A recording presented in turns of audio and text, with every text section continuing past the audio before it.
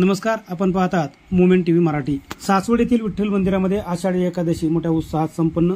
पुरंदर तालुक्यातील सासवड येथे विठ्ठलाचे 800 वर्ष जुने मंदिर आहे।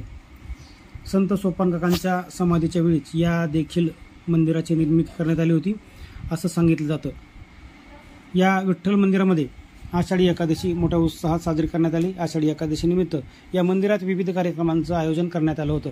सकाळी 6 वाजता या मंदिरातील विठ्ठल रुक्मिणी मूर्तींना अभिषेक घालण्यात आला, तर 9 ते 11 या दरम्यान मंदिरामध्ये भक्ती संगीताचा कार्यक्रम पार पडला। यामध्ये मेघमल्हार संगीत विद्यालयातील श्री अमोल बेलसरे आणि त्यांच्या सहकाऱ्यांनी हा कार्यक्रम सादर केला। दुपारी 12 ते 1 वाजल्याच्या दरम्यान उर्मिलाताई प्रभूने यांचं आषाढी एकादशीचं महात्म्य या विषयावर प्रवचन झालं। दुपारी 12 ते 2 या दरम्यान कीर्तन सेवा सादर करण्यात आली। श्यामसुंदर देशपांडे यांनी ही कीर्तन सेवा सादर केली। सायंकाळी 4 ते 6 दरम्यान भजनाचा कार्यक्रम पार पडला।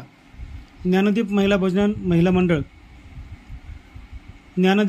भजन मंडळ यांच्या वतीनं ही सेवा सादर करण्यात आली।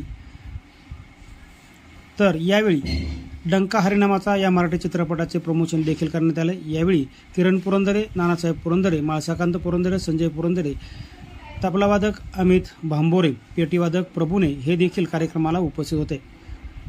सोपान काकांच्या सासवड नगरीमध्ये आषाढी एकादशी निमित्त विठ्ठल मंदिरामध्ये हा कार्यक्रम मोठ्या उत्साहात पार पडलाय। मोमेंट टीव्ही मराठीसाठी अशोक कुंभार, सासवड।